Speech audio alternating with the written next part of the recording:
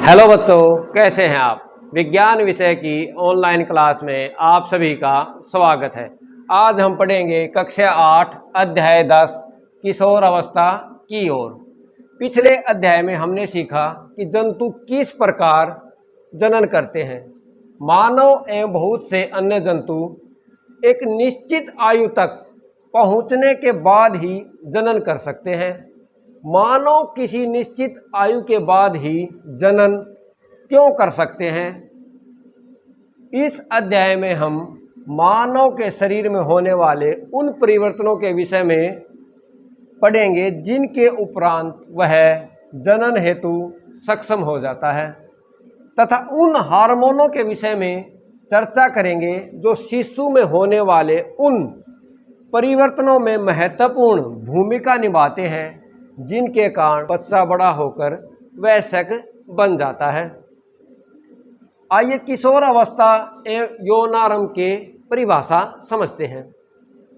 वृद्धि जन्म के समय से ही होने लगती है। आप भी देखते हैं आपके छोटे भाई बहन किस तरह से वृद्धि करते हैं, परंतु लगभग 10 या 11 वर्ष की आयु के बाद वृद्धि में एकाएक तीव्रता आ जाती है और वृद्धि साफ दिखाई देने लगती है। इस बात का संकेत है कि अब आप बच्चे नहीं रहे हैं तथा युवा अवस्था में कदम रख रहे हैं। किशोर अवस्था की परिभाषा क्या होगी, आइए समझते हैं। जीवन काल की वह अवधि जब शरीर में ऐसे परिवर्तन होते हैं जिसके परिणाम स्वरूप जनन परिपक्वता आती है, किशोर अवस्था एडोलसेंस कहलाती है। यह लगभग 11 वर्ष की आयु से प्रारंभ होकर 18 अथवा 19 वर्ष की आयु तक रहती है। इसे टीनेजर्स भी कहा जाता है क्योंकि 13, 14, 15, 16, 17 और 18, 19 ये इसमें आते हैं। किशोर अवस्था की अवधि व्यक्तियों में भिन्न भिन्न होती है। अब यौनारंभ में जो किशोर अवस्था है, यौनारंभ है, उसमें कौन कौन से परिवर्तन होते हैं, आइए उनको समझते हैं। नंबर 1, लंबाई में वृद्धि। लंबाई में एकाएक वृद्धि यौनारंभ के दौरान होने वाला सबसे अधिक दिखाई देने वाला परिवर्तन है। प्रारंभ में लड़कियां लड़कों की अपेक्षा तीव्रता से बढ़ती हैं, परंतु लगभग 18 वर्ष की आयु तक दोनों अपनी अधिकतम लंबाई प्राप्त कर लेते हैं। लड़कों व लड़कियों में होने वाली लंबाई को आइए एक टेबल द्वारा समझते हैं।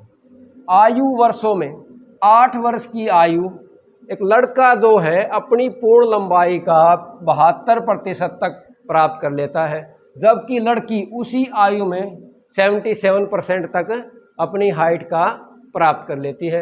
9 वर्ष की आयु में लड़के 75% और लड़कियां 81%। तो इस तरह से हम देखते हैं तो क्या देखते हैं कि 12 साल तक या 13 साल तक लड़कियां अपनी हाइट का मैक्सिमम गेन कर लेती हैं। तो कहने का मतलब ये है जो यौनावस्था है या जो किशोर अवस्था है वो लड़कियों में लड़कों की अपेक्षा पहले आती है। तो जो लड़कियां हैं वो 14 साल की आयु में 98% तक अपनी पूर्ण लंबाई का ग्रहण कर लेती है, जबकि लड़के 92% तक ग्रहण करते हैं। तो शुरुआत में लड़कियों की लंबाई लड़कों की अपेक्षा तेजी से बढ़ती है, लेकिन दोनों 18 वर्ष की आयु को प्राप्त करते समय अपनी लंबाई का 100% तक ग्रहण कर लेते हैं। पूर्ण लंबाई की गणना, आइए लंबाई की गणना हम कैसे करते हैं। पूर्ण लंबाई के लिए गणना सेंटीमीटर में है। वर्तमान लंबाई, अब वर्तमान लंबाई कोई बच्चा 9 साल का है, 10 साल का है, तो उसने कितनी लंबाई प्राप्त कर ली है, भाग में डिवाइड वर्तमान आयु में पूर्ण लंबाई का प्रतिशत, वो हम यहाँ से टेबल से देख सकते हैं वो कितनी हाइट को उन्हें प्राप्त किया है, और मल्टीप्लाई बाय 100। तो क्या होगा, मान लिया एक उदाहरण से समझते हैं। एक लड़का जिसकी आयु 9 वर्ष है तथा लंबाई का 120 सेंटीमीटर है, तथा उसकी लंबाई कितनी है 120 सेंटीमीटर है। वृद्धि काल की समाप्ति पर उसकी अनुमानित लंबाई क्या होगी।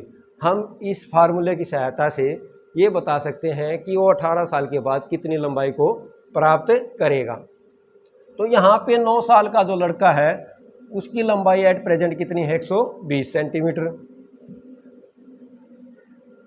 और यहाँ पे क्या लिखना है, वर्तमान आयु में पूर्ण लंबाई का कितने प्रतिशत तक उसने प्राप्त कर लिया है 75%, और मल्टीप्लाई में कितना 100, तो उसकी लंबाई कितनी हो जाएगी 160 सेंटीमीटर।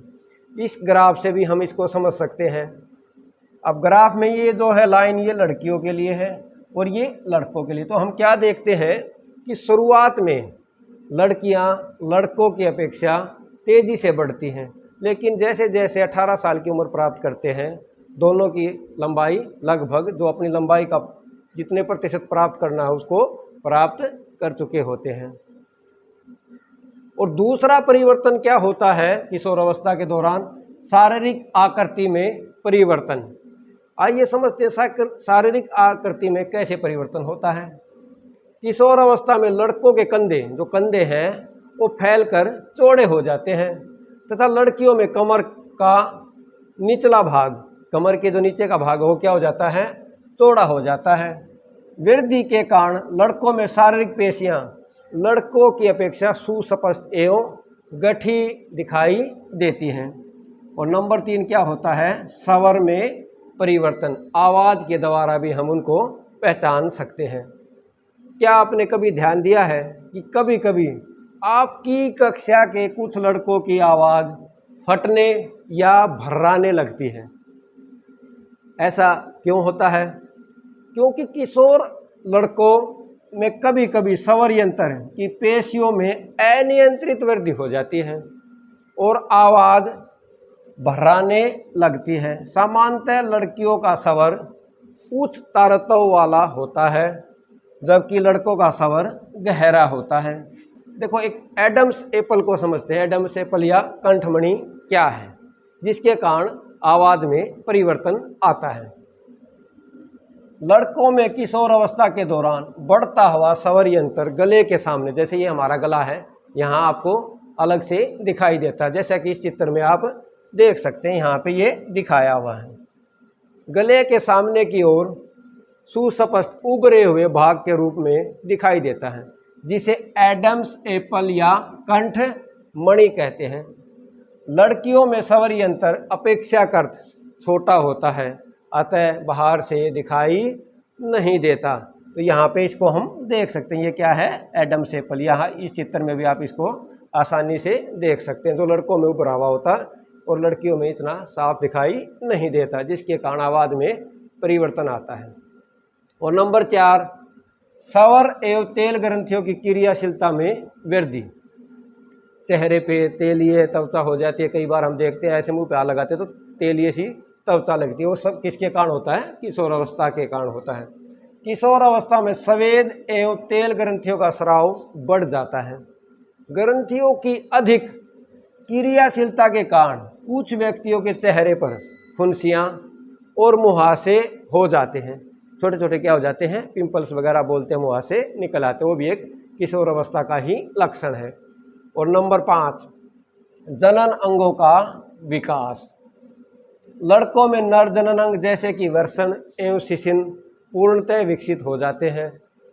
वर्षण से शुक्राणुओं का उत्पादन भी प्रारंभ हो जाता है। लड़कियों में अंडाशय से अंडाणुओं का निर्मोचन भी प्रारंभ हो जाता है।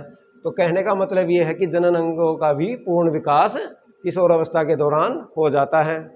और नंबर 6 मानसिक बौद्धिक एवं संवेदनात्मक परिपक्वता प्राप्त होना। वास्तव में किसी व्यक्ति के जीवन काल में यह वह समय है जब उसके मस्तिष्क की सीखने की अक्षमता सर्वाधिक होती है। तो किशोर अवस्था के दौरान जो लड़के होते हैं या लड़कियां होती हैं उनके सीखने की जो अक्षमता है क्या है, सर्वाधिक होती है। उनमें कुछ नया सीखने की लालसा अपेक्षाकृत ज़्यादा होने लगती है। गौण लैंगिक लक्षण। आइए समझते हैं गौण लैंगिक लक्षण क्या है। किशोर अवस्था के दौरान गौण लैंगिक लक्षण स्पष्ट दिखाई देने लगते हैं। लड़कों व लड़कियों के वह गुण जो लिंग के आधार पर नर या मादा का निर्धारण करते हैं, उन लक्षणों को गौण लैंगिक लक्षण कहते हैं। जिनके आधार पे हम क्या कह सकते हैं भाई ये नर है या ये मादा है, उनको पहचानना आसान हो जाता है। क्या कहलाते हैं? गौण लैंगिक लक्षण कहलाते हैं। जैसे लड़कों के चेहरे पर दाढ़ी व मूंछों का आना अलग से दिखाई देने लग जाता है, और लड़कियों में सतनों का विकास होना। लड़कियों में क्या है? सतनों का विकास होने लगता है, जबकि लड़कों के क्या हो जाती है? दाढ़ी और मूंछ आ जाते हैं, जिसके आधार पर हम अलग से नर या मादा को पहचान सकते हैं। यौनारंभ में होने वाले इन परिवर्तनों का प्रारंभ कौन करता है? ये किसके कारण होते हैं? किशोर अवस्था में होने वाले परिवर्तन हार्मोन द्वारा नियंत्रित होते हैं। किसके द्वारा नियंत्रित होते हैं? हार्मोन के द्वारा। हार्मोन है क्या? हार्मोन एक रासायनिक पदार्थ है जो अंतःस्रावी ग्रंथियों अथवा तंत्र द्वारा स्रावित किए जाते हैं। जैसे उदाहरण के तौर पर वर्षण पुरुष हार्मोन अथवा टेस्टोस्टेरोन का स्रावण, और लड़कियों में अंडाशय से स्त्री हार्मोन अथवा एस्ट्रोजन। इन हार्मोन के उत्पादन का नियंत्रण पीयूष ग्रंथि द्वारा किया जाता है। जनन प्रक्रिया प्रारंभ करने में हार्मोन की भूमिका किस तरह होती है? आइए समझते हैं। पीयूष ग्रंथि से स्रावित हार्मोन जननांगों को टेस्टोस्टेरोन पुरुष नर में तथा एस्ट्रोजन स्त्रियों में स्रावित करने के लिए उद्दीपित करता है। रुधिर प्रवाह में स्रावित किया जाता है तथा शरीर के विभिन्न भागों लक्ष्य स्थल तक पहुंचता है, और उसके बाद यौनारंभ के समय शरीर में परिवर्तन को उद्दीपित करता है। जनन काल क्या एक बार प्रारंभ होने के बाद जीवन पर्यंत तक चलता रहता है या कभी समाप्त भी होता है? आइए इसको समझते हैं कि जो जनन काल है वो कितने टाइम तक रहता है या कभी समाप्त भी होता है। मानव में जनन काल की अवधि। महिलाओं में जनन अवस्था का प्रारंभ 10 से 12 वर्ष की आयु से हो जाता है तथा सामान्यतः 45 से 50 वर्ष की आयु तक चलता रहता है। तो यहाँ कब प्रारंभ होता है? 10 से 12 वर्ष की आयु के बाद, और चलता कब तक है? लगभग 45 से 50 वर्ष की आयु तक रहता है। पुरुषों में महिलाओं की अपेक्षा यह अवधि अधिक रहती है। ऋतुस्राव अथवा रजोधर्म क्या है? लगभग 28 से 30 दिनों के अंतराल पर, यहाँ पे क्या है? ये 30 डेज है। लगभग 28 से 30 दिनों के अंतराल पर किसी एक अंडाशय द्वारा अंडाणु का निर्मोचन होता है। यदि अंडाणु का निषेचन नहीं हो पाता तब अंडाणु तथा गर्भाशय की जो मोटा सतर है उसकी रुधिर वाहिकाओं सहित निस्तारित हो जाता है। इससे स्त्रियों में रक्तस्राव होता है, जिसे ऋतुस्राव अथवा रजोधर्म कहते हैं। तो ये क्या होता है? किशोर अवस्था का एक प्रारंभ का ही लक्षण है। तो इससे हमें क्या है? घबराने की जरूरत नहीं होती।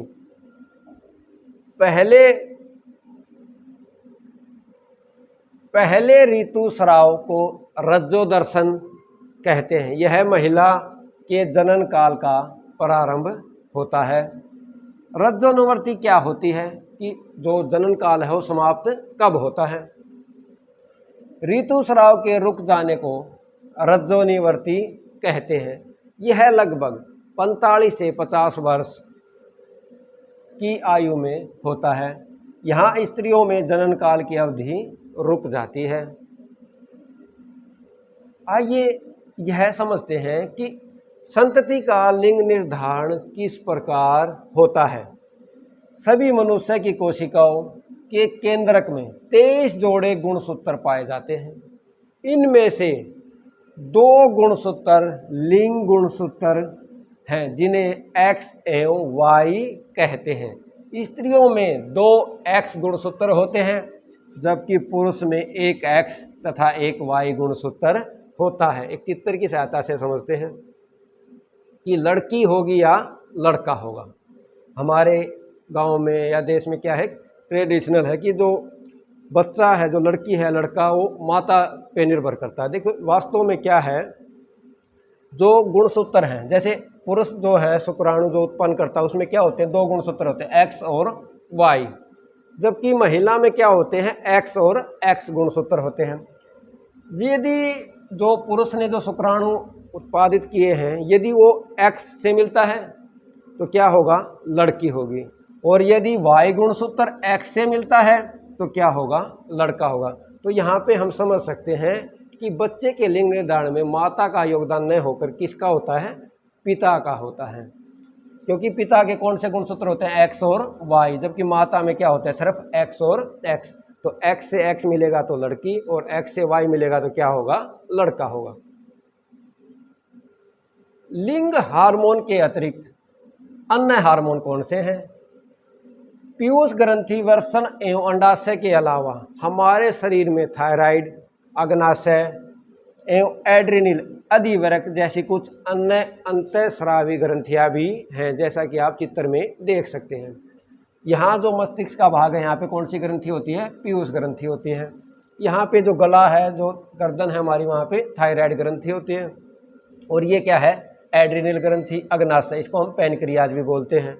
और ये क्या है, स्त्रियों के अंडाशय की स्थिति है, और ये वर्षण होता है। इस तरह ये क्या हमारी अंतःस्रावी ग्रंथियां हैं। आइए देखते हैं कि कौन सी ग्रंथि कौन सा हार्मोन स्रावित करती है तथा उसके क्या कार्य हैं। थायराइड ग्रंथि, थायराइड ग्रंथि जैसा कि आपने देखा था, कहाँ पे है, आप चित्र में देख सकते हैं, गर्दन में होती है। तो इसके क्या कार्य हैं? थायराइड ग्रंथि थायरोक्सिन हार्मोन का उत्पादन करती है। यदि थायराइड ग्रंथि थायरोक्सिन हार्मोन का उत्पादन करना बंद कर दे तो हम गायटर अथवा घेंगा रोग से ग्रस्त हो जाते हैं, जिससे हमारी गर्दन फूल जाती है, जैसा कि इस चित्र में आप देख सकते हैं। गर्दन अलग से फूली हुई दिखाई दे रही है, ये क्या है, घेंगा अथवा गायटर रोग है। नंबर 2, अग्नाशय या जिसको हम पैनक्रियाज बोलते हैं, एड्रिनल ग्रंथि। अग्नाशय इंसुलिन हार्मोन का उत्पादन करता है। यदि अग्नाशय इंसुलिन हार्मोन का उत्पादन पर्याप्त मात्रा में नहीं करता तो हम मधुमेह अथवा जिसको हम शुगर भी बोलते हैं, रोग से पीड़ित हो जाते हैं। एड्रिनल ग्रंथि, अधिवरक ग्रंथि कौन सा हार्मोन स्रावित करती है और उसका क्या कार्य? एड्रिनल ग्रंथि ऐसे हार्मोन स्रावित करती है जो रुधिर में नमक की मात्रा को संतुलित करता है। एड्रिनल ग्रंथि एड्रीनेलिन नामक हार्मोन का स्रावन करती है जो उत्तेजना, क्रोध, तनाव की अवस्था में तनाव के संयोजन का कार्य करता है। जैसे हम एकदम भय में हो जाते हैं तो उस समय हमारे रुधिर में स्रावित होता है और हमारे हार्ट बीट को नियंत्रित करता है। पीयूष ग्रंथि वृद्धि हार्मोन स्रावित करती है जो व्यक्ति की सामान्य वृद्धि के लिए आवश्यक है। यदि पीयूष ग्रंथि वृद्धि हार्मोन स्रावित करना बंद कर दे तो हम बौने रह जाएंगे।